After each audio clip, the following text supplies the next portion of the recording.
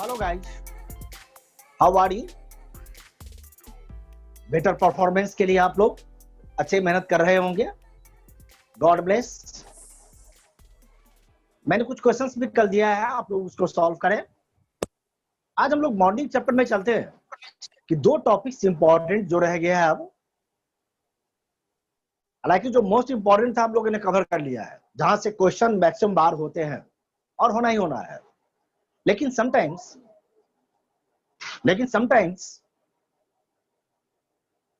इसमें जो bond parameters है और एक डाइपोल मोमेंट वाले से क्वेश्चंस, ये दो क्वेश्चंस कभी कभी इसमें आते रहते हैं।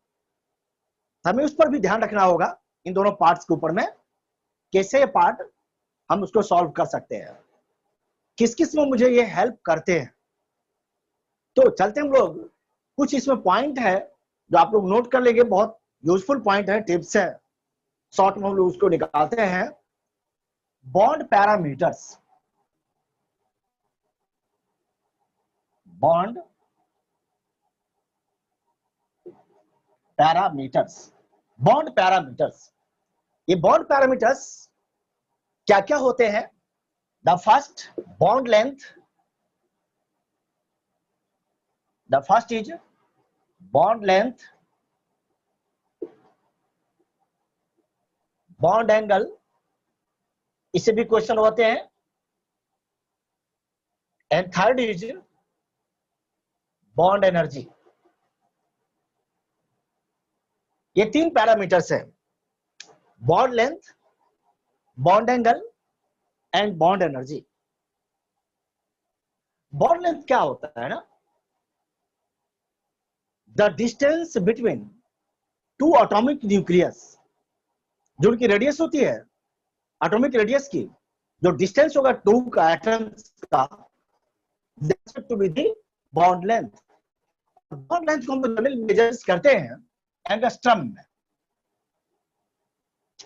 Bond length is measured in angstrom, उस हम एंगस्ट्रम के अंदर में मेजरमेंट्स करते हैं। Bond length mainly depend upon electronegativity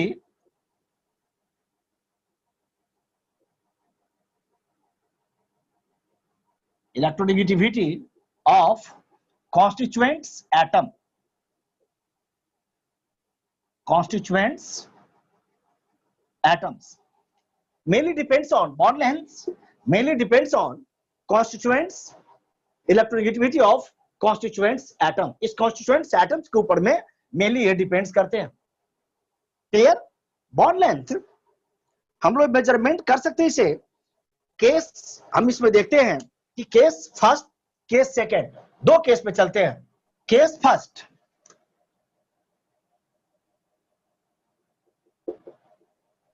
if electronegativity difference is zero, if electronegativity difference is zero, तो ऐसे कंडीशंस के अंदर में बॉन्ड लेंथ जो हम लिखेंगे इसे, bond length is equal radius of A plus radius of B, covalent radius of A and covalent radius of B. तो that is the bond length. जिस केस में इलेक्ट्रॉन डिफरेंस जीरो आ जाए, जैसे मान लो एफ और एफ के बीच में आ जाए, सीएल सीएल के बीच में आ जाए, तो दोनों में इलेक्ट्रॉन डिफरेंस कुछ भी नहीं होगा, जीरो होगा। ऐसे केस में ये डायटोमिक है, एच और एच, ओ और ओ, तो ऐसे केस में इलेक्ट्रॉन डिफरेंस हमेशा जीरो आएगा। तो जिस केस में आप बॉन्ड लेंथ निकालेंगे तो R A plus R B से निकल आएगा। द सेकेंड इज, आप यूं भी लिख सकते हैं इसे, that is D A minus B is equal R A plus R B, radius of A radius of B. ऐसे केस में सपोज करें केस सेकंड हमारा आएगा, case second if electronegativity difference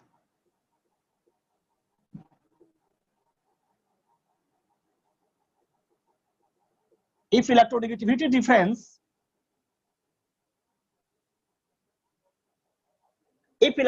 difference is not equal to 0, उसमें 0 था, is not equal to 0, जब ये 0 नहीं होता है ऐसे केस में क्या होगा इलेक्ट्रॉनिक डिफरेंस, ये हटा दे ऊपर से पार्ट, आपने नोट कर लिया होगा केस फर्स्ट।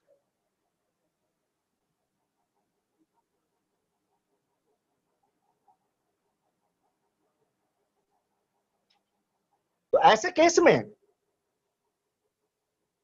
जो बॉन्ड लेंथ होगा, बॉन्ड लेंथ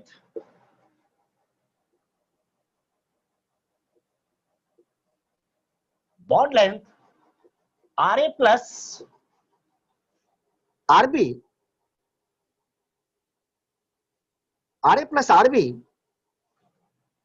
माइनस 0.009 इंटू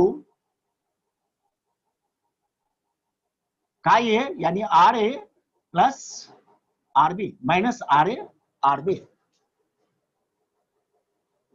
आप इसे काय भी कह सकते हैं, काय ए काय बी। इलेक्ट्रॉनिक डिफरेंस को हम लोग काय से वर्ड से यानी ऐसा लिखते हैं, जनरली यूं लिखते हैं, इसे हम पढ़ते हैं, प्रोनाउंसिएट करते हैं काय, और लैपटॉप में खोलेंगे आपको मिलेगा CHI काय, ये दोनों मिलेंगे। तो बॉन्ड लेंथ इस केस में हम इससे निकाल सकते हैं। एक्चुअली में बॉन्ड लेंथ को हम लोग जो ये फॉर्मूला दिया था, ये formula Schumacher and Stevenson, Schumacher and Stevenson ने इस फॉर्मूले को यूज किया था बॉन्ड लेंथ को निकालने के लिए। इसे हम लोग न्यूमेरिकल भी सॉल्व करते हैं, छोटा न्यूमेरिकल होता है, वो न्यूमेरिकल सॉल्व करने में हमको ये हेल्प करेंगे, ध्यान रखेंगे इस चीज को। नाउ नेक्स्ट, अब ये फैक्टर्स जो इफेक्ट करते हैं बॉन्ड लेंथ को, वो फैक्टर्स क्या है? Factors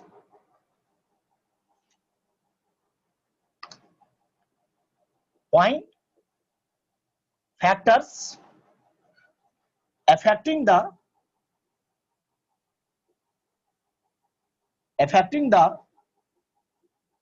bond length। इसी फैक्टर पे क्वेश्चन होता है, ध्यान रखेंगे इसे। इस फैक्टर से क्वेश्चन आपको हमेशा मिलेंगे। पहला फैक्टर है electronegativity difference. First factor electronegativity difference।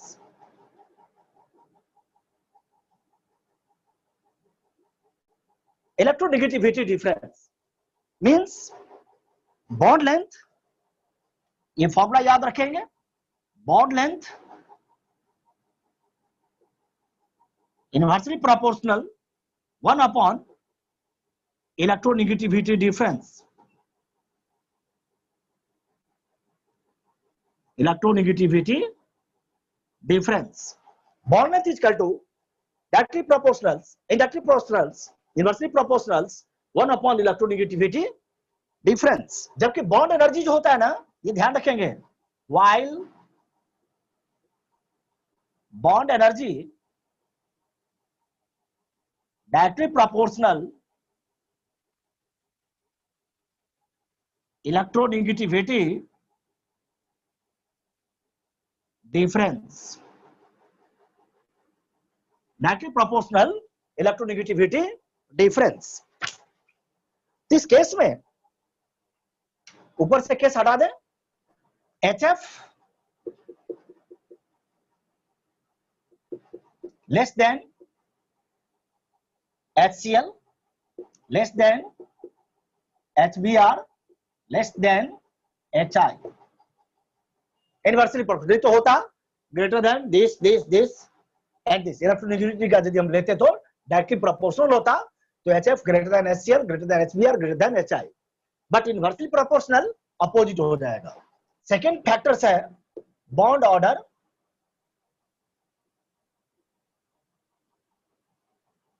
Bond order और बॉन्ड लेंथ, बॉन्ड ऑर्डर और बॉन्ड लेंथ। कल भी हम लोगों ने पढ़ा था इसे, 1 अपॉन बॉन्ड ऑर्डर और नंबर ऑफ बॉन्ड्स। कल पढ़ा था हम लोगों ने बॉन्ड के ऑर्बिटल थ्योरी के अंदर में, greater the bond order shorter the bond length. कल कंसेप्ट हम लोगों ने इसमें पढ़ा था, greater the bond order shorter the bond length. इसीलिए इस केस में हम देखेंगे कि जो नंबर ऑफ बॉन्ड्स आएंगे उसके इक्विवेलेंस पे ही डिपेंड्स करेगा। बॉन्ड एनर्जी क्या हो जाएगा, इसका अपोजिट, यानी bond energy directly proportional bond order, directly proportional bond order. जैसे फॉर एग्जांपल्स के लिए, जैसे CC bond, example C single bond C, C double bond C, C triple bond C. ऐसे केस में जो बॉन्ड एनर्जी होगा, जो बॉन्ड लेंथ होगा, वो क्या होंगे, bond length. C single bond C के लिए 1.54 एंगस्ट्रम होता है, ये याद रख लेंगे, 1.34 एंगस्ट्रम होता है। और ट्रिपल बॉन्ड के लिए 1.20 angstrom, 20 angstrom. In the same way इसके लिए जो हम लोग बॉन्ड एनर्जी लिखते हैं, बॉन्ड एनर्जी सिंगल बॉन्ड के लिए, बॉन्ड एनर्जी सिंगल बॉन्ड की केस में 80, इसकी केस में 140 और इसकी केस में 180 से लेकर के 200 या कैलोरी तक होता है, कैलोरी तक होता है। यानी increasing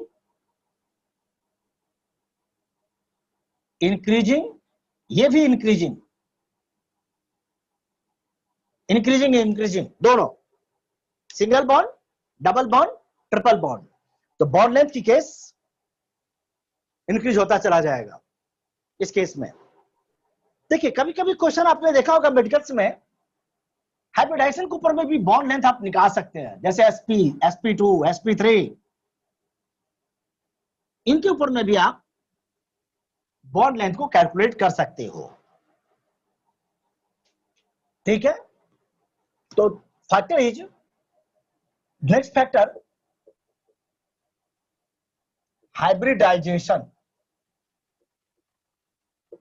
hybridisation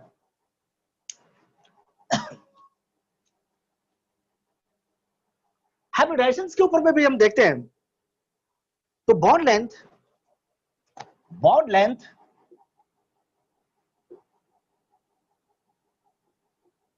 inversely proportional 1 upon s% character.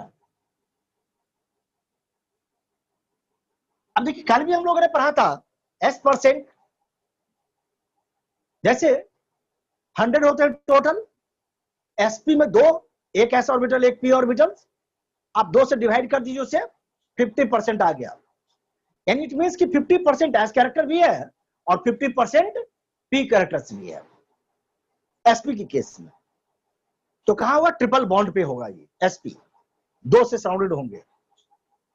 sp2 की केस में एक s, p का 2 यानी 3 हो गया, 100 को डिवाइड कर देंगे 3 से, कितना आ जाएगा, 33.33% आएगा।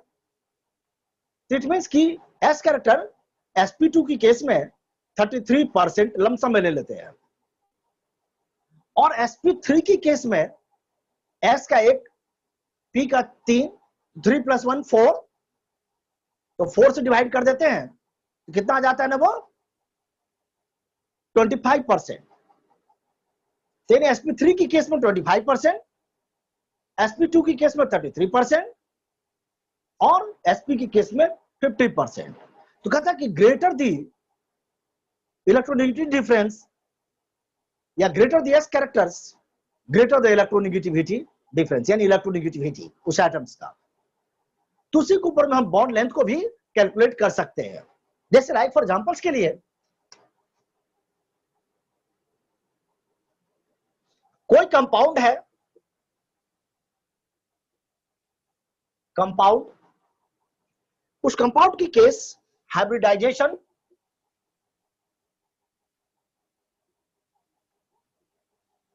और बॉन्ड लेंथ,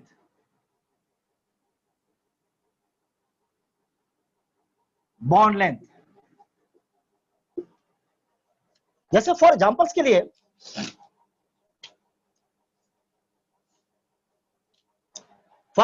लिए कि कोई कंपाउंड ऐसा है जैसे इथेन,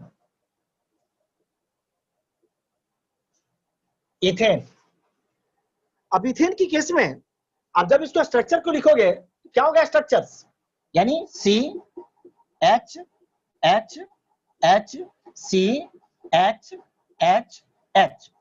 सी 4 से सराउंडेड है, 1 2 3 एंड 4 से सराउंडेड है।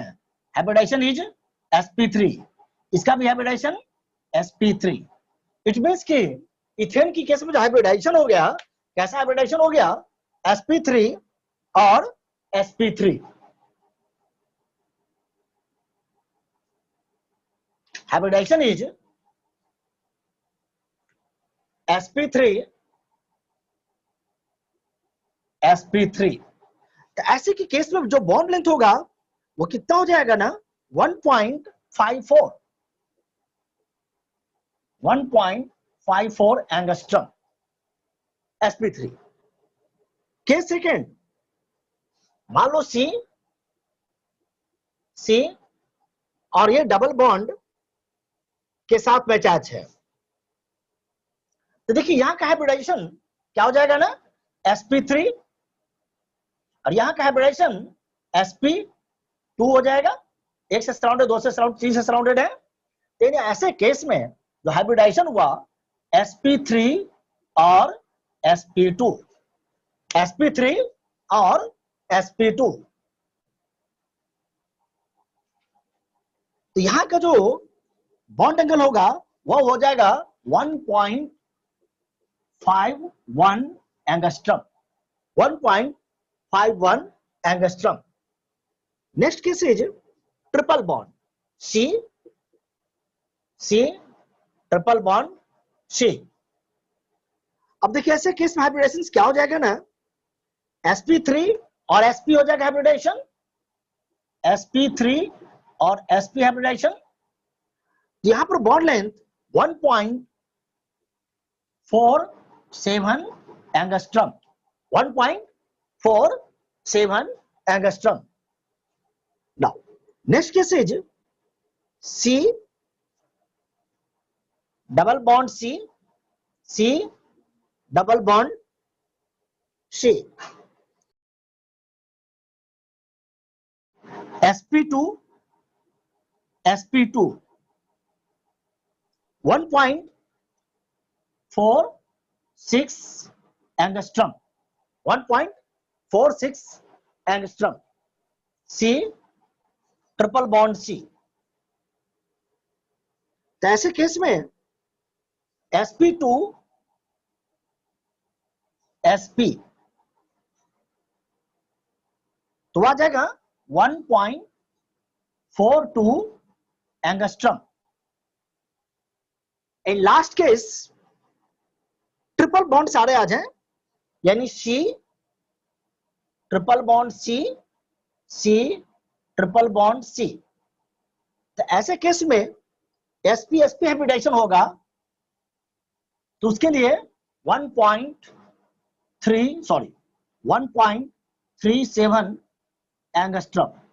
आप देखेंगे इस पे क्वेश्चन बहुत सारे होते हैं, क्वेश्चन बेस्ड होते हैं। जब कभी बॉन्ड लेंथ की बात उठती है तो कहते हैं हम कितना बॉन्ड लेंथ कितने कंपाउंड का याद करें। तो गाइस आपको कितने कंपाउंड याद करने की बात नहीं है, आप ये टाइप ही रहेगा, कोई भी कंपाउंड होगा इसी टाइप फॉर्मेट को मेंटेन करेगा वो। तो आपको यदि ये चीजें यहां पर क्लियर है, आपको याद है हाइब्रिडाइजेशन बेस्ड में ये तीनों चारों एग्जांपल्स, तो आप किसी की बॉन्ड लेंथ के ऊपर में जो क्वेश्चन आता है अरेंज करने वाला और वैल्यू दे देता है क्वेश्चंस, तो आप आसानी से उस क्वेश्चन को टैकल कर सकते हो।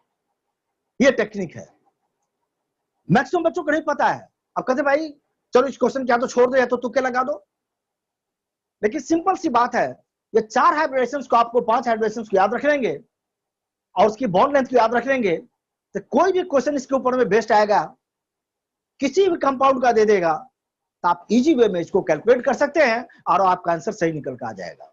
तो प्लीज इसको नोट कर लीजिए, बहुत इंपॉर्टेंट चीज है। चलिए अब हम लोग चलते हैं next, factors affecting bond angle. Bond angle होता क्या है, पहले फर्स्ट जानते हैं बॉन्ड एंगल। बॉन्ड एंगल कहते किसे?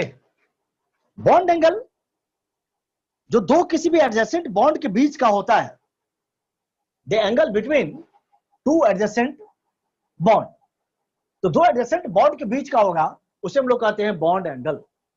बॉन्ड एंगल को हम लोग मेजरमेंट्स करते हैं डिग्री, मिनट और सेकेंड्स में। डिग्री मींस यूं लिख देते हैं, मिनट 1 डालते हैं, सेकेंड के लिए 2 डालते हैं।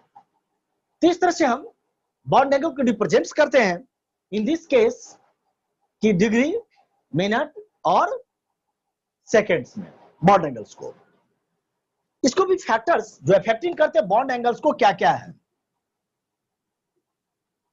Factors affecting the bond angles, factors affecting the bond angles, bond angles को जो अफेक्ट कर रहा है फैक्टर्स है। यहां पर भी हाइब्रिडाइजेशन है पहला, हाइब्रिडाइजेशन।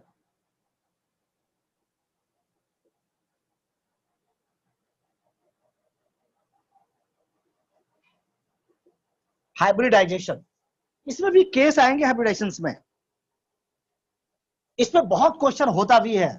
तो केस फर्स्ट, केस फर्स्ट कहते हैं कि जब हाइब्रिडाइजेशन सेम हो, बॉन्डेड एटम्स भी सेम हो, but central atoms and lone pair of electrons different हो। ये दैट मींस क्या कि जैसे हाइब्रिडाइजेशन इज सेम,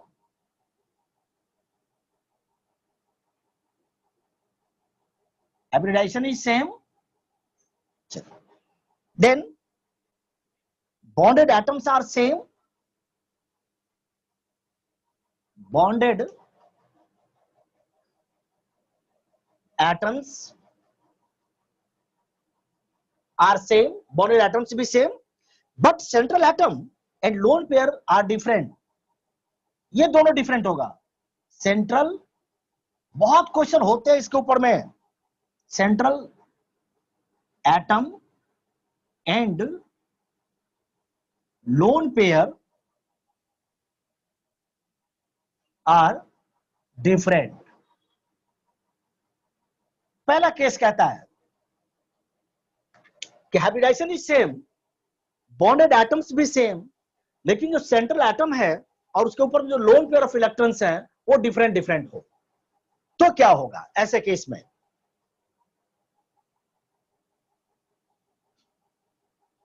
क्योंकि इसमें जो क्वेश्चन आते हैं ना, आपको देते कि किसका बॉन्ड एंगल सबसे ज्यादा होगा, किसका बॉन्ड एंगल सबसे कम होगा, या फिर वो कह देते हैं इंक्रीजिंग ऑर्डर डिक्रीजिंग ऑर्डर में निकालिए। वो कंसेप्ट सब काम करेगा आपको उस क्वेश्चन को सॉल्व करने में, कि बॉन्ड एंगल किसका निकलेगा और नहीं निकलेगा, कैसे निकलेंगे इसके। तो वहां पर आप ये याद रखेंगे। फॉर एग्जांपल्स के लिए, तो बॉन्ड एंगल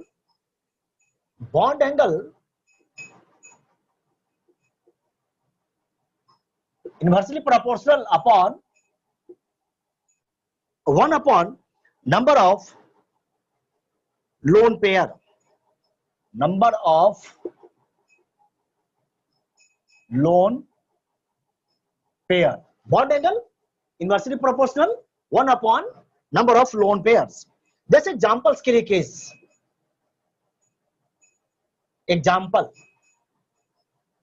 ये पॉइंट नोट कर लिया आपने। तो ऐसे केस में जैसे एग्जांपल्स के लिए CH4, CH4, ठीक है, NH3, NH3, ठीक है, H2O, H2O। अब इसकी केस में हाइब्रिडेशन क्या है सबका, इसका भी हाइब्रिडेशन यदि हम चेक करके देखें, हम हाइब्रिडेशन के ग्राउंड पे नहीं निकाल सकते इसका आंसर। इसका भी हाइब्रिडेशन sp3, इसका भी hybridisation 3 bond pair 1 lone pair, तो sp3, इसका भी 2 bond 2 lone pair 2 bond pair, तो hybridisation is sp3। Hybridisation ground पर हम बॉन्ड एंगल नहीं निकाल पाएंगे क्योंकि हाइब्रिडेशन सेम आ रहा है। ये पॉइंट भी हमने लिखा है, हाइब्रिडेशन आर सेम और bonded atoms are same, but lone pairs and central atoms सबका डिफरेंट है। इसमें C, इसमें N, इसमें O। Lone pairs are sorry central atoms are different, lone pairs भी डिफरेंट है। इसमें 1 लोन पेयर, इसमें 2 लोन पेयर, इसमें कोई लोन पेयर नहीं है। तो ऐसे केस में जो बॉन्ड एंगल होगा, तो इसके केस में बॉन्ड एंगल 109 डिग्री, क्योंकि नो लोन पेयर। ऐसे केस में 107 डिग्री, 1 लोन पेयर, और थर्ड केस में 105 डिग्री, 2 लोन पेयर, 2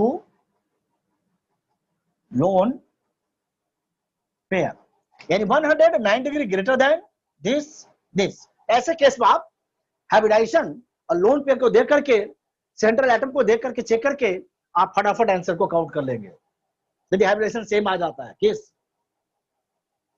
क्लियर है सबको? बहुत इंपॉर्टेंट चीजें है ये, हमेशा रहता है इसमें क्वेश्चन। तो hybridisation is same but lone pairs are different and bonded atoms are the same. ऐसे केस में हम कैसे निकालते हैं। अब आते हैं हम लोग केस सेकंड। नोट करना है, नोट कर लीजिए इसे। Case second, case second, hybridization is same, bonded atoms are same, hybridization is same, bonded atom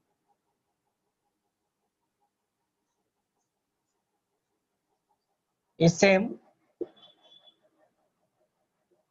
लेकिन जो लोन पेयर ऑफ इलेक्ट्रॉन भी सेम आ जाए, suppose lone pair is same,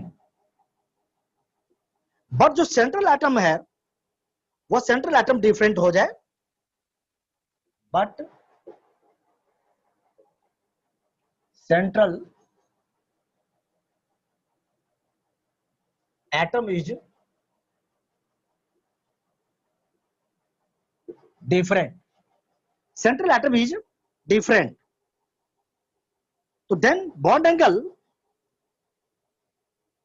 directly proportional electronegativity of the central atoms, bond angle directly electronegativity of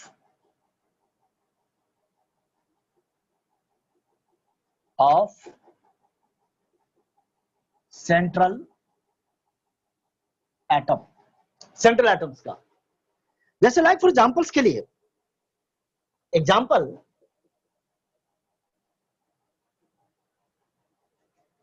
से for example NH3, loan pair of electrons, PH3, loan pair of electrons, ASH3, loan pair of electrons. तो इस सबका bond angle कैसे हो जाएंगे ना, electronegativity पर depend करेगा। जितना ज्यादा इलेक्ट्रोनेगेटिविटी होगा बॉन्ड एंगल उतना ही ज्यादा होगा। Down electronegativity decreases, bond angles decreases. ऐसे केस में तो यहां नाइट्रोजन की केस में जो बॉन्ड एंगल होगा, इसका बॉन्ड एंगल हो जाएंगे 107 डिग्री, 93 डिग्री और 91 डिग्री, 91 डिग्री। यानी electronegativity decreasing, bond angle will decrease. इसका कंसेप्ट ये हो गया, इलेक्ट्रोनेगेटिविटी डिक्रीजिंग, साइज बढ़ेगा तो क्या हो जाएगा, bond angle decreasing, bond angle decreasing, electronegativity decreasing, तो बॉन्ड एंगल भी डिक्रीज कर रहा है। तो ऐसा केस आ जाए आपको, इसी सब केस पे आपको कोई भी क्वेश्चन आएगा, सेंट्रल एटम या उसका सराउंडिंग एटम्स या उसका फिर ये, तो आप उस क्वेश्चन को सॉल्व आउट कर सकते हैं। और क्वेश्चन रहता है बॉन्ड एंगल के ऊपर में, डिक्रीजिंग, इंक्रीजिंग, हाईएस्ट, लोएस्ट, ये सारे रहते हैं। इसको नोट कर लीजिए पॉइंट। केस थर्ड, आप कहते हैं कि hybridization is same, lone pairs are same, hybridization are same, lone pairs are same, lone pair भी सेम, हाइब्रिडाइजेशन भी सेम, बट जो बॉन्डेड सेंट्रल एटम भी सेम है, सेंट्रल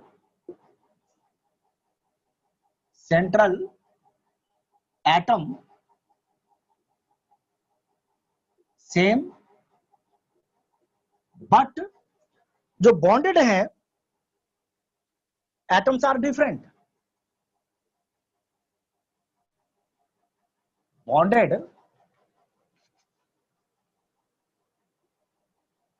एटम्स आर डिफरेंट, लेकिन बॉन्डेड एटम्स यहां पर डिफरेंट है। तब ऐसे केस में हम लोग कैसे क्वेश्चंस को निकाल सकते हैं? तो हाइब्रिडाइजेशन के ऊपर में, जैसे मान लो हाइब्रिडाइजेशन हमारे पास करंट सेम है, sp3 sp3 compound OF2 Cl2O और Br2O। क्या देखेंगे ऐसे केस में 103 से लेके 105, 109 डिग्री से लेके 111 डिग्री, और ऐसे केस में 116 से लेके 118 डिग्री, क्योंकि electronegativity of bonded atoms decreasing. देखिए electronegativity decrease, bonded atom Cl और Br डिक्रीज कर रहे हैं, इलेक्ट्रोनेगेटिविटी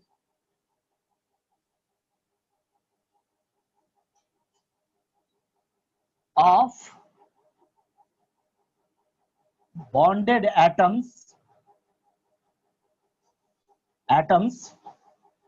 is decreasing।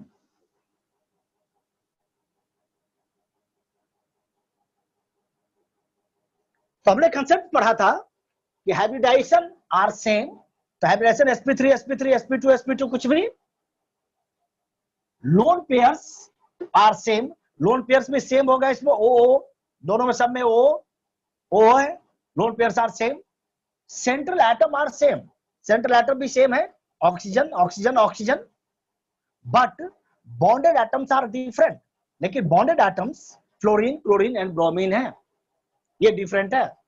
तो ऐसे केस में electronegativity of bonded atoms decreasing, bond angles decreasing. तो इस तरह से पॉइंट्स आपसे याद रखेंगे, हमारा आंसर निकल के चला आएगा। यानी बॉन्ड एंगल, ऐसे case bond angle directly proportional electronegativity indirectly proportional electronegativity of bonded atoms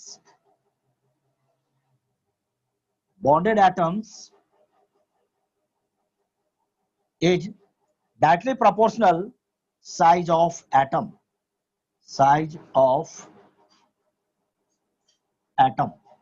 तो साइज ऑफ एटम्स इस तरह से हमें क्लियर हो जाएगा। ठीक है, नाउ नेक्स्ट, तो ये था हमारे। अब जैसे हम एक क्वेश्चन दे रहे हैं आप लोग को सॉल्व करने के लिए, आप लोग जरा इसको सॉल्व करें। बॉन्ड एंगल के ऊपर में क्वेश्चंस है, हटा दे पॉइंट। अब देखिए क्वेश्चंस है, आप लोग जरा थिंक कीजिए इस पे, क्वेश्चंस पे। पहले क्वेश्चंस में क्या कह रहा है वो, फर्स्ट क्वेश्चंस में सेंट्रल एटम सेम है, ClBr(I), जो हेलोजन एटम से इलेक्ट्रोनेगेटिविटी उसका डिक्रीज कर रहा है। अभी अभी ऐसे क्वेश्चंस को हम लोग पढ़ा है, क्या हो जाएगा उसमें, स्मॉलेस्ट पूछ रहा है, स्मॉलेस्ट किसका हो जाएगा, SbCl3 का, क्योंकि Cl मोस्ट इलेक्ट्रोनेगेटिव हेलोजन से एटम्स के अंदर में सीरीज में शेयर्ड पेयर इलेक्ट्रॉन्स स्ट्रांगली उसको अवे पुल करेंगे, इसलिए reducing electron density near Sb के पास में। That is why lone pair exerts the stronger influence on the central atom Sb, इसीलिए वह हो जाएगा स्मॉलेस्ट, इसका हो जाएगा SbCl3 का कम, सबसे इससे ज्यादा, इससे ज्यादा, इस तरह से आ जाएगा। सेकेंड केस में देखिए, सबका सेंट्रल एटम फास्फोरस, आर्सेनिक और एंटीमनी, जो बॉन्डेड एटम से सेम है, सेंट्रल एटम डिफरेंट है, अभी हमने कंसेप्ट लिखा, इसीलिए लिस्ट इलेक्ट्रोनेगेटिव सेंट्रल एटम्स है, तो Sb, तो phosphorus most electronegative central atoms. तो हम जानते हैं कि जैसे जैसे central atom electronegativity decreases, bond angle decreases, तो फास्फोरस मोस्ट इलेक्ट्रोनेगेटिव अपने ग्रुप का, इसीलिए सबसे नीचे जाएगा, तो Sb हो जाएगा, SbI3 का लिस्ट आ जाएगा। बॉन्ड एनर्जी,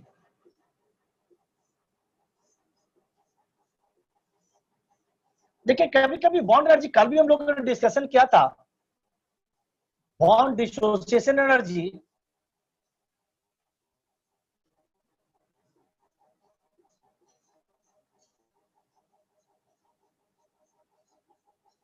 दोनों में, हालांकि हम लोग यूज कर देते हैं केमिस्ट्री में एक ही चीज में, लेकिन दोनों में स्लाइट डिफरेंस है, बॉन्ड एनर्जी में और इलेक्ट्रोनेगेटिव बॉन्ड डिसोसिएशन में।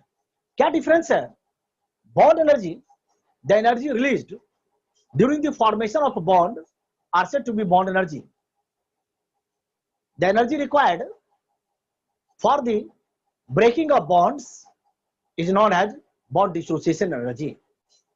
तो जनरली प्रैक्टिकली बॉन्ड एनर्जी को मेजरमेंट्स करना दैट इज वेरी डिफिकल्ट, इसलिए हम लोग उस केस में, बॉन्ड एनर्जी की केस में हम लोग बॉन्ड एनर्जी को ही बॉन्ड डिसोसिएशन एनर्जी भी कह देते हैं, एक ही मीनिंग ले लेते हैं उसे, लेकिन एक्चुअली में देखें तो स्लाइट डिफरेंस है।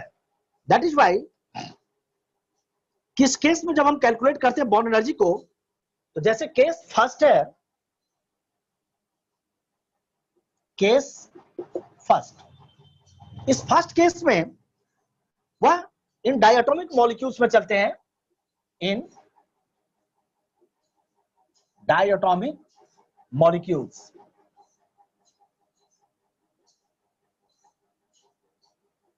डायटोमिक मॉलिक्यूल्स, डायटोमिक मॉलिक्यूल्स की केस में जो बॉन्ड एनर्जी होगा वो always equal bond dissociation energy, bond energy,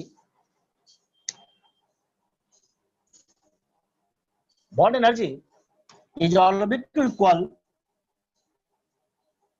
bond dissociation energy।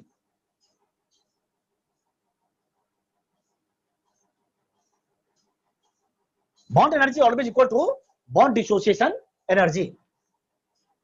इसलिए इस केस में देखेंगे हम लोग, जैसे N2 greater than O2 greater than H2 greater than F2।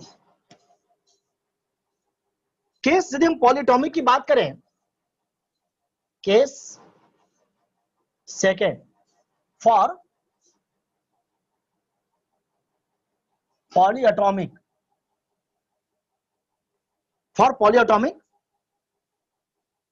तो सम हो जाता है ये एनर्जी। जैसे लाइक एग्जांपल्स के लिए H, C, H, H और H, बॉन्ड एनर्जी इज यहां पर 99.5 किलो कैलोरी हो जाएगा, 5 किलो कैलोरी बॉन्ड एनर्जी। ऐसे केस में इसका मतलब यह हुआ कि bond energy, dissociation energy is related to the state of hybridization. Hybridization के ऊपर में भी हम लोग इसको डिपेंड मान सकते हैं कि बॉन्ड एनर्जी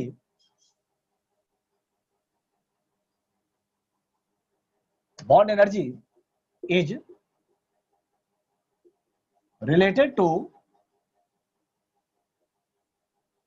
हाइब्रिडाइजेशन स्टेट।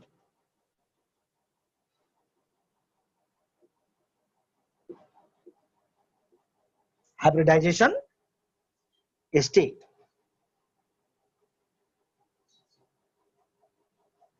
अब क्या फैक्टर्स हैं जो बॉन्ड एनर्जी को अफेक्ट करते हैं? Factors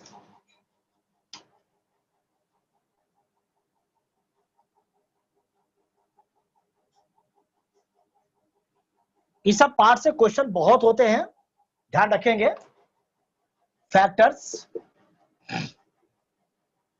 affecting the bond energy, factors affecting the bond energy। वो कौन से फैक्टर्स हैं जो इनको अफेक्ट करते हैं? 3-4 फैक्टर्स हैं। पहला है electronegativity difference,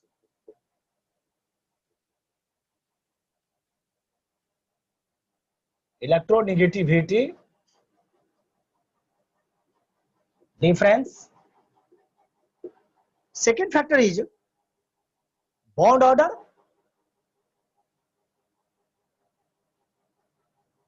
third is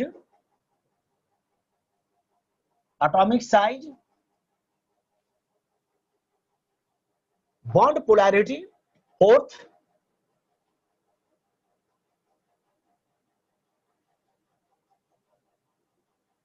bond polarity. The fifth is resonance.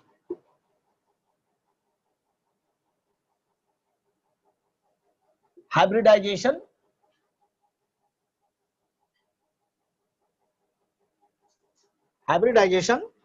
and last lone pair of electron। lone pair of electrons। electronegativity difference, bond order, atomic size, bond polarity, resonance, hybridization, lone pair of electrons। ये question which of the following बारे में आते हैं, which of the following statement is true, या which of the following factor is present or not present। ऐसे question इसमें से निकालते रहते हैं। आइए नेक्स्ट आते हम लोग अब इसमें एक एक करके देखते हैं कि कैसे क्वेश्चन। पहला है इलेक्ट्रोनेगेटिविटी डिफरेंस। इलेक्ट्रोनेगेटिविटी डिफरेंस, जितना इलेक्ट्रोनेगेटिविटी डिफरेंस होगा बॉन्ड एनर्जी उतना ही होगा इसका। अभी हम लोग ने लिखा भी था, बॉन्ड एनर्जी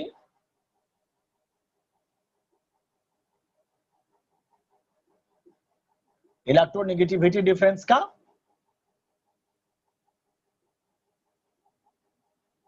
से फॉर एग्जांपल्स के लिए कि बॉन्ड एनर्जी HF की केस में ज्यादा होगा, greater than HCl, greater than HBr और ग्रेटर देन HI, क्योंकि इलेक्ट्रोनेगेटिविटी डाउन द ग्रुप चलेंगे तो डिक्रीज करेगा, तो F की इलेक्ट्रोनेगेटिविटी ज्यादा है तो बॉन्ड एनर्जी भी उसकी ज्यादा होगी, HCl उससे कम होगा, HBr उससे भी कम होगा, HI उससे भी कम हो जाएगा। उसी तरह से bond order, second point, bond order directly proportional किसके, बॉन्ड एनर्जी का, यानी bond energy is directly proportional bond order, bond order हम लोगों ने पढ़ा था single bond, double bond, bond order पढ़ा था कल, तो सिंगल बॉन्ड, डबल बॉन्ड, से फॉर एग्जांपल्स के लिए कि जैसे C single bond C, C single bond C less than C double bond C less than C triple bond C, यानी greater the bond order greater the dissociation energy, hence greater the stability. कल पढ़ा था हम लोगों ने इस part को, greater the bond order greater the bond energy and greater the stability. यही केस यहां पर भी है, इसकी बॉन्ड एनर्जी सिंगल बॉन्ड का 79.0 किलो कैलोरी, डबल बॉन्ड का 143.3 किलो कैलोरी और ट्रिपल बॉन्ड की केस में 199.0 किलो कैलोरी। यह ट्रिपल बॉन्ड की सबसे ज्यादा होगी, सिंगल बॉन्ड, डबल बॉन्ड और ट्रिपल बॉन्ड। तो ऐसे केस में bond energy directly related to the bond order. ठीक है, next point,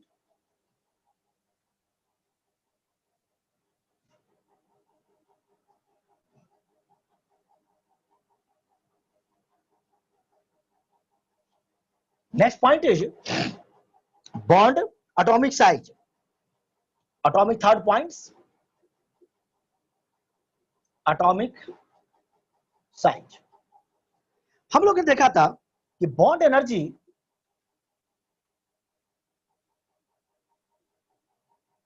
inversely proportional 1 upon atomic size, inversely proportional 1 upon atomic size। that means जो C triple bond C, examples के लिए C triple bond C triple bond N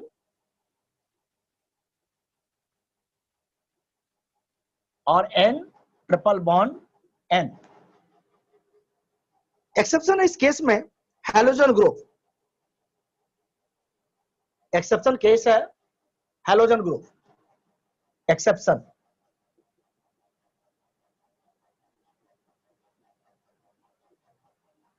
halogen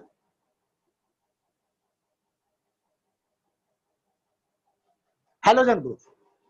जैसे for examples के लिए halogen group में bond order Cl Cl greater than Br Br greater than fluorine fluorine और greater than iodine. याद रखेंगे इसे, एक्सेप्शन केस है ये हाइड्रोजन की केस में, because high electron density and small size F atoms का repulsion between them F atoms is less। now next is bond polarity, next bond polarity, दूसरा factors है बॉन्ड पोलैरिटी। इस factors के ऊपर में हम लोग देखेंगे कैसे आते हैं।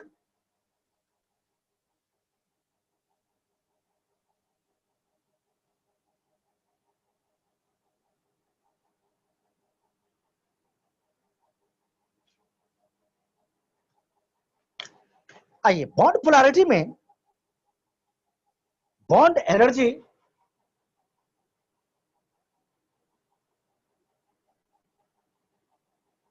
Directly proportional polarity, bond energy directly proportional polarity. जैसे HF greater than HCl greater than HBr greater than HI, क्योंकि जितना ही ज्यादा इलेक्ट्रोनेगेटिविटी डिफरेंस होगा वह बॉन्ड उतना ही पोलर होगा। हम लोग पहले भी कंसेप्ट जानते हैं ऑलरेडी, यहां पर हमने इसी कंसेप्ट को यूज किया। Bond energy directly proportional polarity, तो HF की पोलैरिटी ज्यादा होगा तो बॉन्ड एनर्जी भी ज्यादा होगा। HI की पोलैरिटी कम हो जाएगा क्योंकि down the group electronegativity decreases, dipole moment also decreases and polarity also decreases। Clear है कंसेप्ट? तो ये इसी कंसेप्ट के ऊपर में बेस्ड है। तो that is bond polarity. Next is resonance.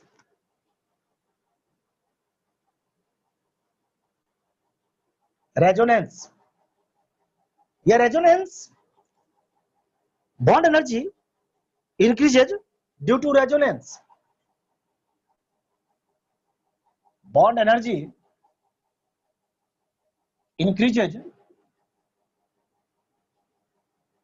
due to resonance। रेजोनेंस के कारण इंक्रीज करेगा। जैसे बेंजीन में, एग्जांपल्स के लिए, in benzene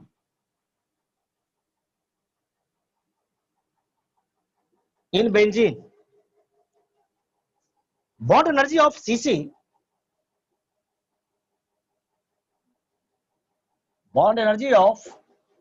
Cc increases due to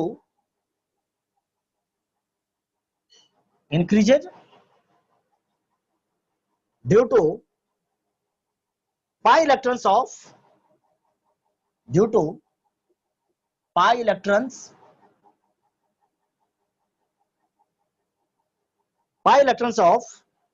C double bond C, pi electrons of C double bond C, इसके कारण ये इंक्रीज और डिक्रीज करेगा। क्लियर? तो bond energy. A last is hybridization. हटा दें इसे।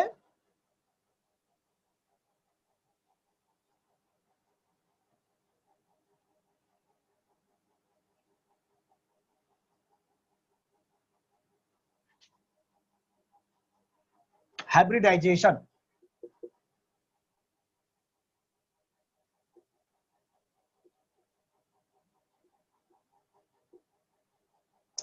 कहता है क्वेश्चंस कंसेप्ट कि bond energy is directly proportional to percent S characters. Bond energy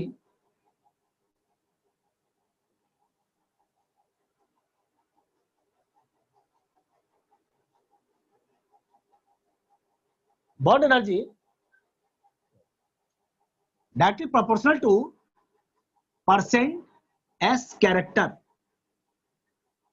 percent S character यानी परसेंट एस कैरेक्टर जितना ही ज्यादा होगा हाइब्रिडाइजेशन भी उतना ही ज्यादा होगा। जैसे फॉर एग्जांपल्स के लिए, examples sp, sp2, sp3, sp, sp2, sp3। तो हम जानते हैं कि इसमें कितना परसेंट कैरेक्टर होता है हाइब्रिडाइजेशन? 50%। इसमें कितना होता है ना? 33%। और इसमें कितना होता है ना? 25%। 50%, 33% एंड 25%। इसका मतलब हुआ कि जैसे s में 2 ही ऑर्बिटल्स हैं, p में, sp2 में 3 orbitals, 4 orbitals. The greater the s characters, greater the electronegativity and hence bond energy will be the greaters. तो s कैरेक्टर जितना ही ज्यादा होगा उसका बॉन्ड एनर्जी भी उतना ही ज्यादा होगा। तो sp characters, sp2 characters, sp3 characters, ये सारे मेजरमेंट्स हम लोगों ने जो पढ़ा ये सारे के सारे किसके बेस थे ना, बॉन्ड एनर्जी को निकालने का। तो बॉन्ड एनर्जी को निकालने का, बॉन्ड एनर्जी को जानने का क्वेश्चंस, कभी भी ऐसा क्वेश्चन आते हैं और आते ही रहते हैं हमेशा। बॉन्ड एनर्जी सब पार्ट से, बॉन्ड पैरामीटर्स वाले पार्ट सबसे कभी अनटच नहीं रहा है क्वेश्चन। डाइपोल मोमेंट से, अभी हम चलते हैं डाइपोल मोमेंट्स पे, तो इस सब पार्ट से कभी अनटच क्वेश्चन नहीं होता, ध्यान रखेंगे। तो आपको कम से कम जो नीट वाले हैं 3 से 4 क्वेश्चन तो कंफर्म बना के चले आएंगे इसमें। कभी कभी पी ब्लॉक, डी ब्लॉक में भी बहुत सारे कंसेप्ट इसी के ऊपर में आ जाते हैं, तो 5-6 क्वेश्चन आपको दे सकता है बाउंडिंग चैप्टर। जो जेई मेन वाले हैं उनको 2 से 3 क्वेश्चन, 3 क्वेश्चन तो कंफर्म उनको भी करा देता है। तो इसीलिए हमारे 12 मार्क्स बहुत इंपॉर्टेंस रखते हैं। 3 क्वेश्चन कर दिया 12, 5 क्वेश्चन आ गया तो 20, मेडिकल वालों को तो 20 मार्क्स की एप्लीकेशन हो गई। तो ये सब चीजें हम यदि समझ के करते हैं, ये हमारे सक्सेस का मेन पॉइंट होता है कि हम सक्सेस कैसे निकाल के लाते हैं, कैसे खींच के ले आते हैं कम टाइम के अंदर में। तो जो जीता वही सिकंदर कहलाता है ना, तो जो जीता वही सिकंदर।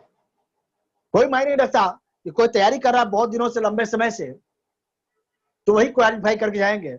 आपने 80 डेज में बढ़िया से अपने आप को क्लिक करवा दिया तो आप वहां से निकाल के ले आओगे। मेन अब इसी के ऊपर में डिपेंड है कि फाइनल राउंड में, जैसे देखते होंगे ओलंपिक की रेस में जो जीतने वाला होता है ना, फर्स्ट राउंड में थोड़ा कम चलता है, थोड़ा जोर लगा दिया सेकेंड राउंड में, और थर्ड राउंड में पूरी पावर समेट करके लगा दिया, निकल जाता है। तो उसी तरह से यहां पर भी रेस है।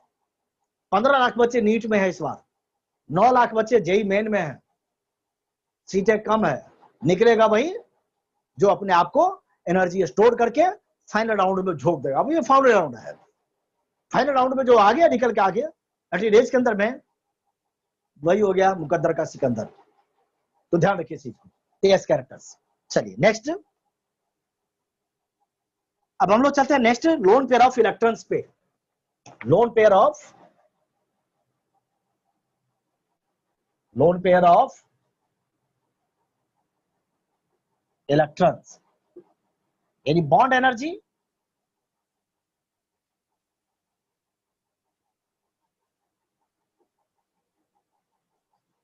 inversely proportional 1 upon lone pair of electrons, 1 upon lone pair of electrons. Bond energy inversely proportional 1 upon lone pair of electrons. जैसे C single bond greater than किससे ना, एक नाइट्रोजन के बीच में एक लोन पेयर इलेक्ट्रॉन्स, देन यानी N greater than किससे, oxygen से,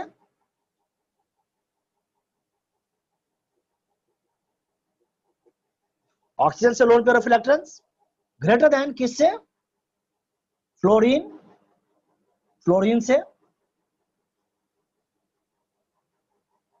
यानी फ्लोरीन की केस में 3 loan pair of electrons, oxygen की केस में 2 lone pair of electron, nitrogen case में 1 और कार्बन की केस में कुछ भी नहीं। तो bond energy inversely proportional 1 upon loan pair of electrons, ये कंसेप्ट। तो इस तरह से बॉन्ड एनर्जी का हम लोग बॉन्ड पैरामीटर्स वाले जो टॉपिक्स था उसको हम लोगों ने खत्म कर दिया। ये तीनों बॉन्ड पैरामीटर्स थे, और बॉन्ड पैरामीटर्स के ऊपर में बहुत सारे क्वेश्चन आप इंक्रीजिंग, डिक्रीजिंग, अरेंजिंग क्वेश्चन सब पी ब्लॉक, एस ब्लॉक सब में बहुत सारे क्वेश्चन आते रहते हैं। तो इसको ध्यान रखेंगे, ये आपको कंप्लीट दे देगा। अब आते हैं हम लोग, लास्ट टॉपिक है इसका चैप्टर का, डाइपोल मोमेंट्स। इसको नोट कर लीजिए आप लोग।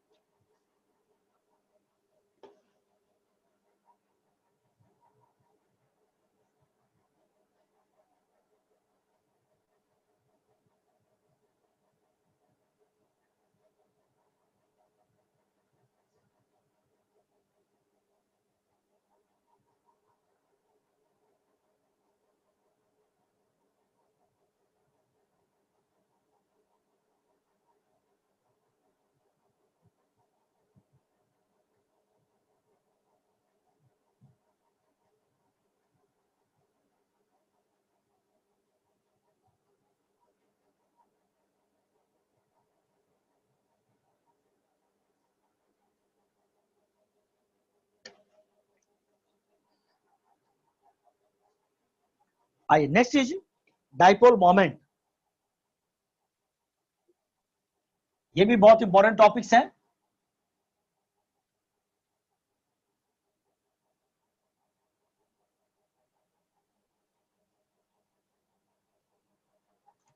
Dipole moments,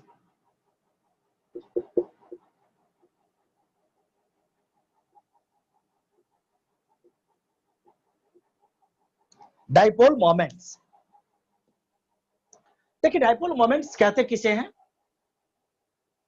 dipole moments it is the magnitude product of the magnitude of charge, negative या positive q, and their distance are known as dipole moments.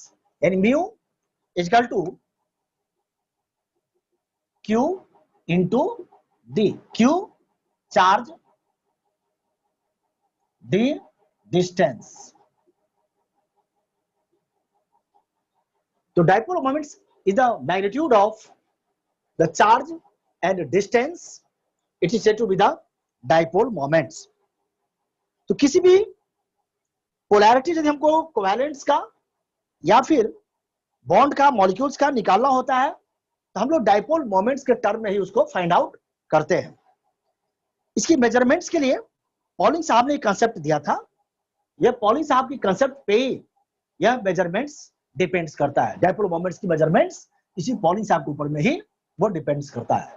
तो दैट इज व्हाई हम इसको जब मैग्नीट्यूड्स को, डाइपोल मोमेंट्स कैसा होता है ना, वेक्टर क्वांटिटी होता है। ये फिजिक्स में आप लोगों ने पढ़ा होगा वेक्टर क्वांटिटी। क्या होते हैं vector quantity? Both have a direction and magnitudes, जिनमें डायरेक्शन भी होता है और मैग्नीट्यूड भी होता है, तो उसे हम लोग कहते हैं वेक्टर क्वांटिटी। डाइपोल मोमेंट्स में हम लोग एरो के द्वारा पॉइंट करते हैं। एरो कैसे डालते हैं? Arrow more electropositive to electronegative की तरफ में, यानी ये मोर पॉजिटिव की तरफ और ये इलेक्ट्रोनेगेटिव की तरफ में शिफ्ट कराते हैं हम लोग। तो that is the dipole moments की कैरेक्टर्स हैं ये। इनके जो यूनिट्स होते हैं ना, वो डिवाई होता है। Debye, D unit is Debye और डी कहते हैं उसको। 1d is equal to 1 into 10 to the power minus 18 ESU, ESU/cm, ठीक है, is equal 1.6 into 10 to the power minus 29 coulomb metre. Coulomb coulomb metre 1d। ये measurements करने के लिए हम लोग फाइंड आउट कर लेते हैं इसे डिवाइस से। कोई भी डायटोमिक मॉलिक्यूल्स है, उसका डाइपोल मोमेंट्स डिपेंड्स करता है उसकी इलेक्ट्रोनेगेटिविटी डिफरेंस के ऊपर में। यानी इन diatomic molecules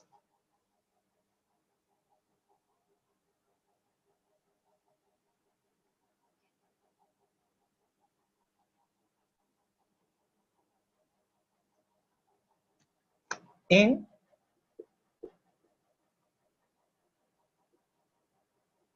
diatomic molecules, dipole moment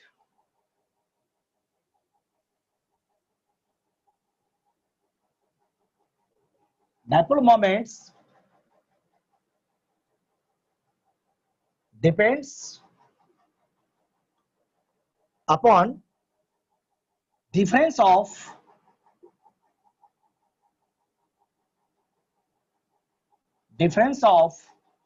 electronegativity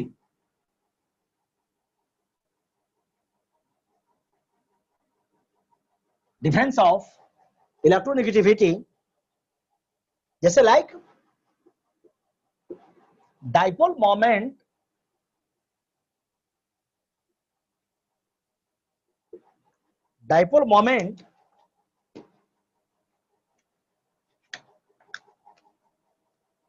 is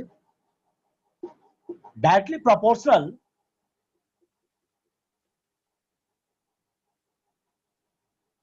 electronegativity difference. Electronegativity difference, तो डायरेक्टली इसी के ऊपर में डिपेंड्स करेंगे electronegativity. Order of dipole moments आप देखेंगे, order of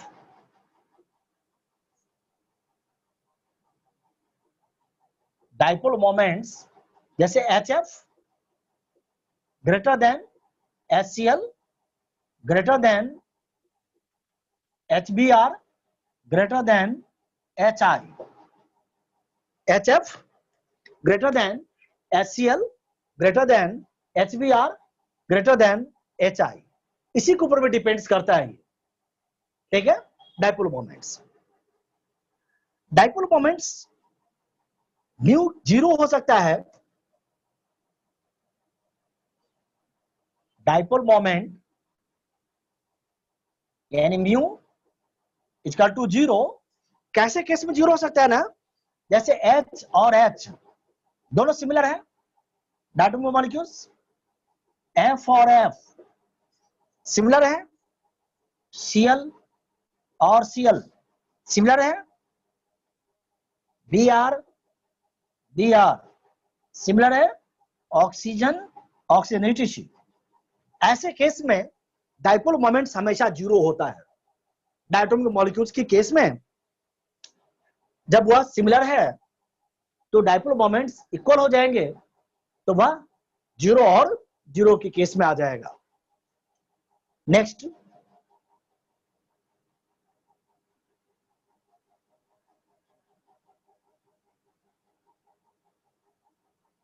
dipole moments polyatomic molecules के लिए, फॉर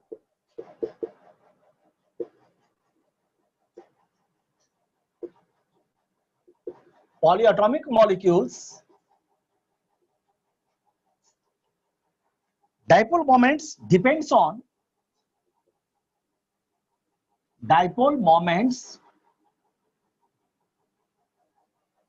depends on किस पे डिपेंड्स करेगा, वेक्टर सम जो हम निकालेंगे depends on vector sum of dipole moments of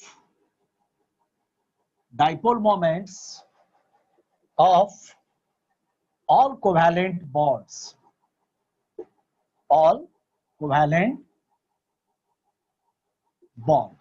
जितने भी कोवैलेंट बॉन्ड्स होंगे उनके सम के ऊपर में डिपेंड्स करेगा। जैसे NH3 BF3 CCl4 CH4, तो इनका जब हम सम करेंगे सारे कोवैलेंट बॉन्ड्स का, तो सारे कोवैलेंट बॉन्ड्स के ऊपर में ही ये डाइपोल मोमेंट्स डिपेंड्स करेंगे, उनकी वैल्यू इसी के ऊपर में आएगा। जैसे केस है कि फॉर PCl5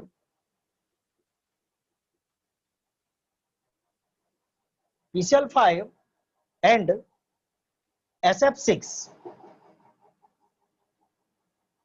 ऐसा कोई भी ETC dipole moments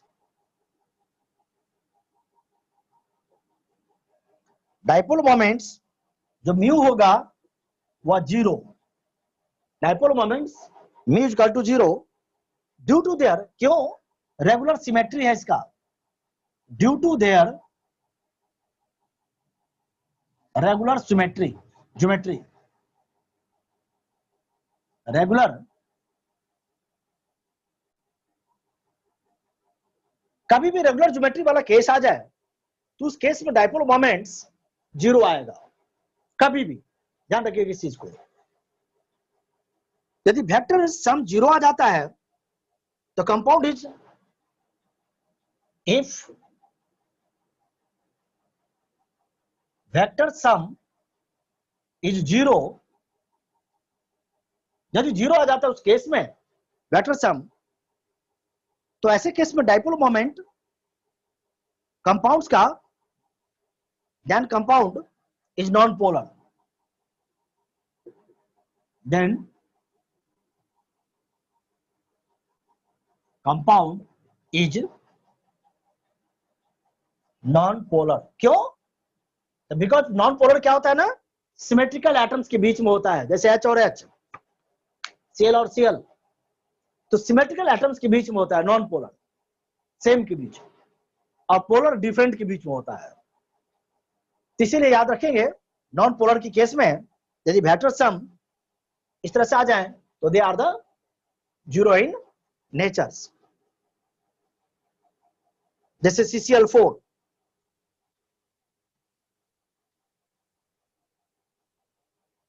and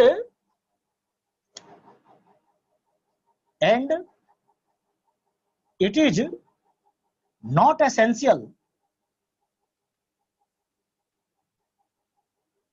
it is not essential that individual dipole moments, that individual dipole moments of every bond, of every bond should zero, ये भी कोई एसेंशियल नहीं है।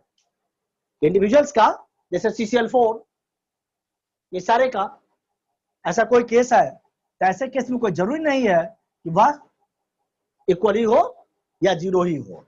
दैट्स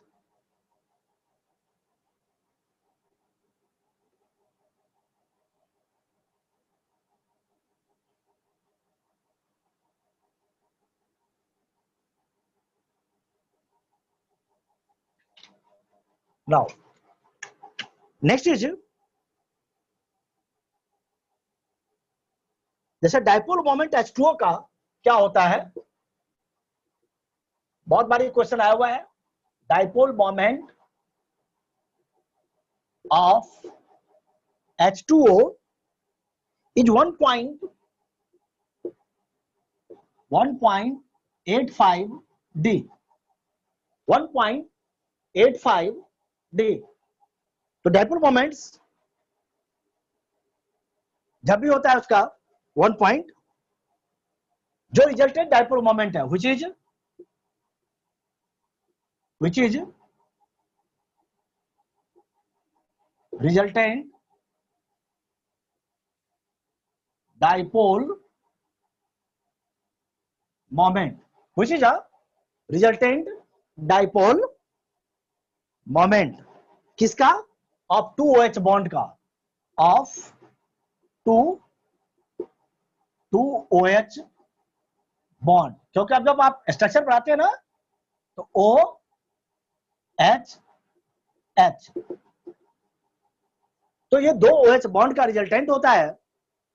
पॉजिटिव टू नेगेटिव की तरफ में चलते हैं, यानी यूं चलते हैं हम लोग स्ट्रक्चर्स, इनका रिजल्टेंट हो जाएगा that is, hence they are the resultant of that two। लेकिन किसी के एंगुलर स्ट्रक्चर्स है मॉलिक्यूल्स का, तो उसकी डाइपोल मोमेंट्स ग्रेटर होती है। याद रखेंगे पॉइंट को, बहुत important points. Angular structure of molecule have greater dipole moment, greater dipole moment। किसी का भी एंगुलर स्ट्रक्चर होगा, उस मॉलिक्यूल्स का जो डाइपोल मोमेंट होता है वो डाइपोल मोमेंट बहुत ज्यादा होता है। एप्लीकेशन डाइपोल मोमेंट्स का क्या होता है? पोलैरिटी मेजरमेंट्स करने का होता है। हटा दें इसे।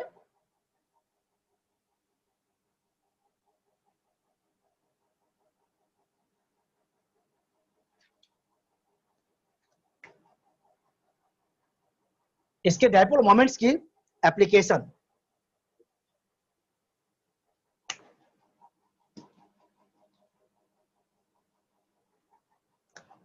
Application of dipole moments. Application of dipole moments, क्या एप्लीकेशन होता है? तो सबसे पहला होता है to determine the polarity and geometry. पहला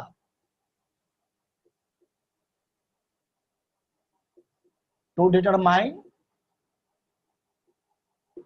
the polarity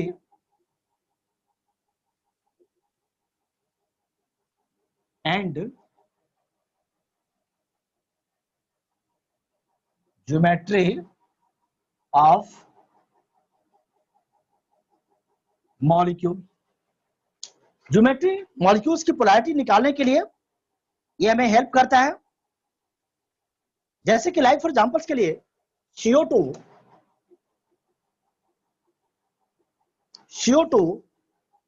BF3 CCl4 etc CH4 BE2 BH2 या BF2 जो भी आप लेना चाहे, BF2 etc। यदि ये केस में आप देखेंगे कि dipole moments, if dipole moments not equal 0 आ जाए, इफ डाइपोल मोमेंट यानी म्यू नॉट इक्वल 0 या 0 की इक्विवेलेंस नहीं आता है, तो ऐसे केस में वह पोलर होगा एंड अनसिमेट्रिकल होगा। तो polar the compound will be, ऐसे केस में compound will be polar and unsymmetrical. Polar and unsymmetrical, यदि म्यू कंपाउंड्स का 0 नहीं आ रहा हो, पोलर एंड अनसिमेट्रिकल होगा। जैसे H2O की केस है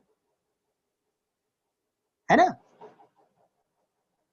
जैसे इसकी केस में तो 0 आ गया, डाइपोल मोमेंट्स का कैंसल हो जाएगा सारा, तो म्यू यहां पर हमारा 0 आएगा। लेकिन ऐसा केस जैसे लाइक फॉर एग्जांपल्स के लिए H2O एग्जांपल, H2O 0 नहीं आएगा, SO2 0 नहीं आएगा, NH3 0 नहीं आएगा, Cl2O 0 नहीं आएगा। ऐसे बहुत सारे केस हैं, CH3Cl 0 नहीं आएगा etc। ऐसे बहुत सारे केस हैं जिनमें डाइपोल मोमेंट 0 नहीं आएगा। इसका मतलब ये क्या हो जाएंगे ना, ये सारे के सारे पोलर कहलाएंगे और सिमेट्रिकल हो जाएंगे। उस केस में पोलर कहलाएंगे और नॉन पोलर कहलाएंगे और सिमेट्रिकल आ जाएंगे। ये दो चीज को ध्यान रखेंगे, या पोलैरिटी पोलर है या नहीं है, तो ऐसे केस में हम लोग इसको फाइंड आउट कर सकते हैं, डिटरमाइन द पोलैरिटी। सेकेंड है केस कि डाइपोल मोमेंट से हम लोग सब्स्टिट्यूएंट्स एरोमेटिक कंपाउंड्स की पोजीशन को भी पता कर लेते हैं। सिस और ट्रांसफॉर्म को हम लोग डिस्टिंग्विश कर लेते हैं। Distinguish cis and trans form, to distinguish cis and trans form. Cis and trans form को भी डिस्टिंग्विश कर लेते हैं। डाइपोल मोमेंट सिस फॉर्म्स का नॉर्मली हायर होता है देन ट्रांसफॉर्म से। Dipole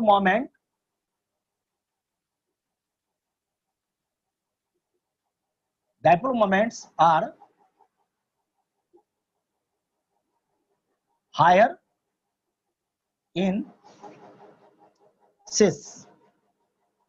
Dipole moments are higher in cis than trans.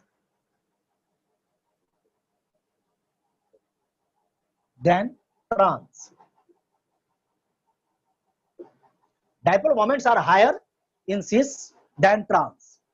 cis से हायर होते हैं ट्रांस के केस में, ठीक है ना। उसी तरह से पोजीशन भी हम लोकेट कर सकते हैं। To locate the position, to locate the position in aromatic compounds, in aromatic compounds, यानी एरोमेटिक कंपाउंड्स में आप पोजीशन को भी लोकेट कर सकते हैं इससे। इस तरह से हमारा एप्लीकेशंस है डाइपोल मोमेंट्स का। तो गाइस ये टॉपिक हम लोग का आज फिनिश, हम लोग नेक्स्ट कल चलेंगे क्लास में ऑटोमेटिक स्ट्रक्चर को फिनिश करेंगे, जो 2 से 3 क्वेश्चन देते हैं जनरली। 2 क्वेश्चन भी दे दिया तो 8 मार्क्स, ये 3 क्वेश्चन दे दिया तो 12, यानी 20 मार्क्स तो आपको 2 चैप्टर से निकल के चले आए। एक मोल कंसेप्ट से क्वेश्चन आ जाएंगे। इस तरह से हम क्वेश्चंस इतने में ही कम से कम हम 25-30 मार्क्स तो आगे हो जाएंगे, यदि हमारा कमांड है तो। हम एक क्वेश्चन को रॉन्ग नहीं करें, हम एक भी क्वेश्चन को छोड़े ना, हम सही सही करना है। इस पूरे आपको प्रॉमिसिंग के साथ चलना होगा। यदि ये प्रॉमिसिंग आप करके चलते हैं, प्रॉमिस करके आते हैं, तो फिर आप आगे बढ़ जाते हैं। अदर कैंडिडेट से आपकी रिजल्ट बेहतर होगी, आप क्वालिफाई कर सकते हैं। Qualify mean that mean selection, not qualify, selection. तो आप आराम से उसमें आ सकते हैं। इसलिए गाइस इसी स्टेप बाय आप बढ़िए, तो 80 डेज के अंदर में आप बहुत अच्छे पोजीशन होंगे केमिस्ट्री में। यानी कम से कम 160, 155, 165 के बीच में तो जरूर आ जाएंगे 80 डेज में, ऐसे केस। तो आप इसको ध्यान से देखिए। Thank you guys, see you again.